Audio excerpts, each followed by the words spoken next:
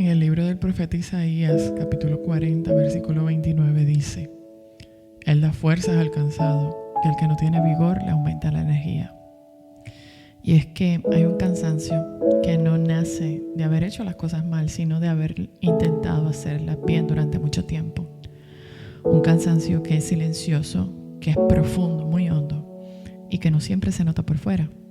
Y es el cansancio de quien procura vivir con coherencia, de quien intenta responder desde la fe, aun cuando por dentro está luchando sus propias fragilidades y sus propias batallas.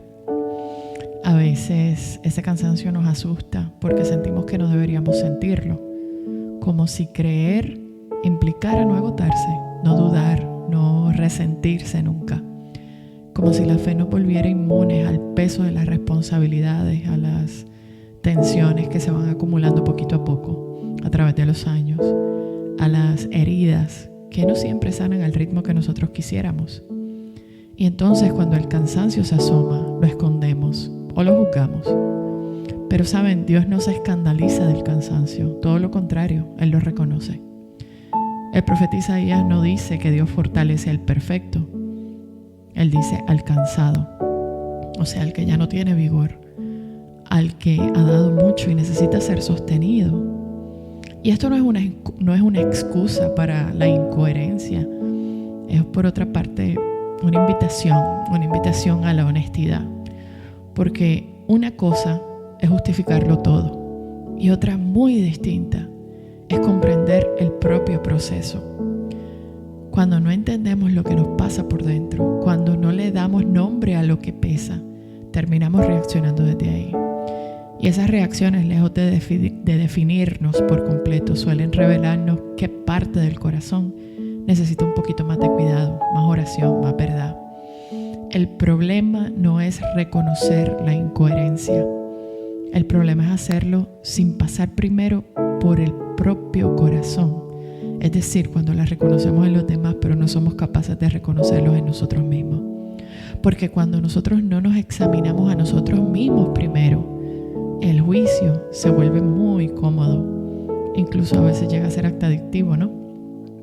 Nos da una falsa sensación de superioridad espiritual. Pero cuando nos dejamos mirar por Dios, cuando aceptamos nuestra propia vulnerabilidad, algo cambia. El juicio no deja de ser juicio y se vuelve discernimiento. Y la dureza se transforma en compasión. También es importante reconocer que el crecimiento espiritual no se mide solo por lo que hacemos hacia afuera. No se alcanza por la cantidad de oraciones que repetimos, ni por los espacios desde donde servimos, ni por lo visibles que podamos ser o puedan ser nuestros gestos de fe.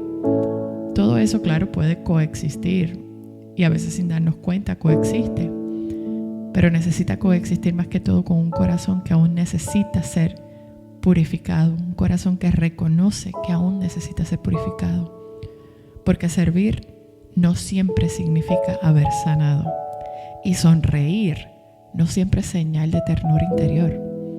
Hay procesos que solo Dios ve, rincones del alma que no se transforman por cuánta actividad o cuánto activismo tengamos dentro de una comunidad religiosa. Esos rincones del alma se transforman por humildad. Y cuando no permitimos que el Señor nos siga trabajando por dentro, corremos el riesgo de confundir la práctica religiosa con el crecimiento espiritual. El Evangelio, con muchísima delicadeza, nos recuerda que la verdadera conversión empieza cuando nosotros mismos dejamos que Dios ilumine lo que aún no hemos querido mirar en nosotros, y no para avergonzarnos, sino para hacernos más libres y más verdaderos, reconociendo cuáles son nuestras imperfecciones, reconociendo cuál es nuestra vulnerabilidad, reconociendo cuál es mi debilidad. Porque el mismo Señor nos lo dice: mi poder se perfecciona en tu debilidad.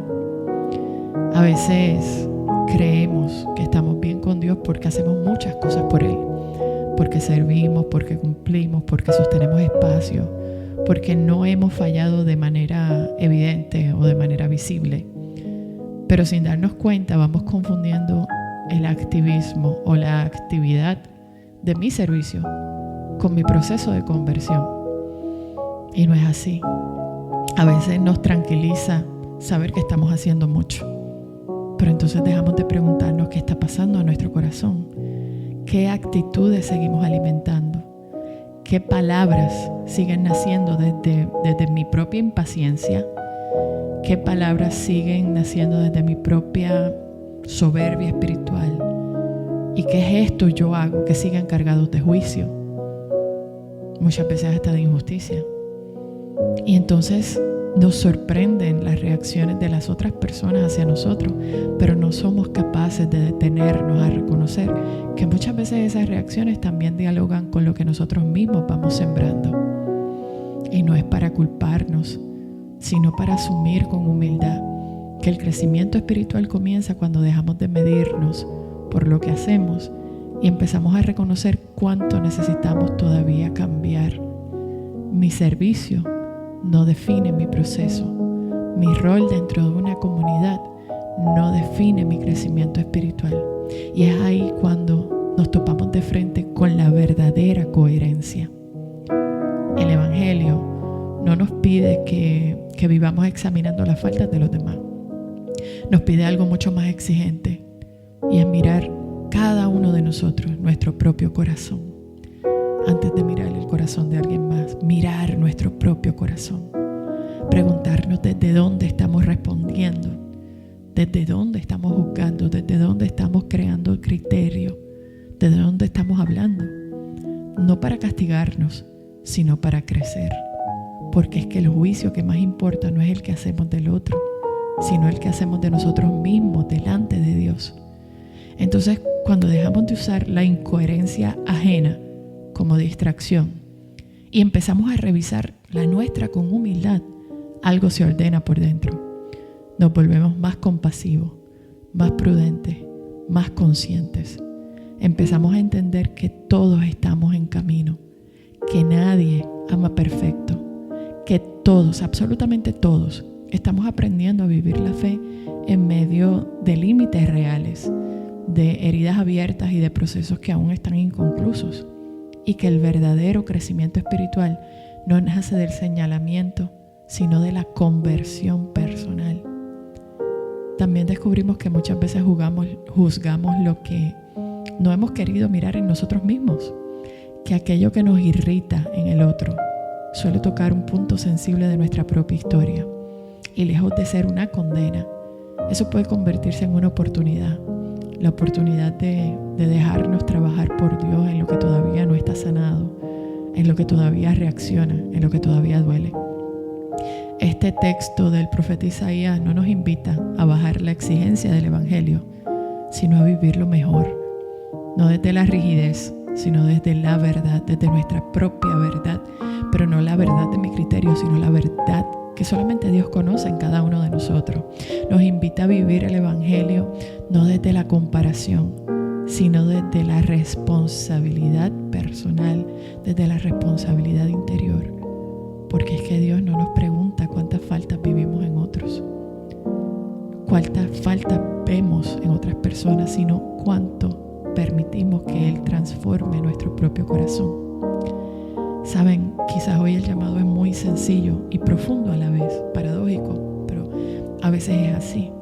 Y es dejar de usar la coherencia como medida para juzgar y empezar a vivirla como un camino que se recorre con humildad. Aceptar que cansarnos no nos hace menos fieles, sino más necesitados de Dios. Y recordar que Él no abandona a quien reconoce su fragilidad y sigue su camino. Señor Jesús, hoy te presentamos nuestro cansancio y nuestro deseo sincero de ser mejores para ti. No queremos juzgar desde la dureza ni justificarnos desde la comodidad. Queremos crecer, queremos amar mejor, queremos vivir con un corazón más limpio y más disponible. Danos tu fuerza aun cuando la nuestra se agota. Aclara nuestro juicio para mirar primero hacia adentro y enséñanos a vivir el Evangelio con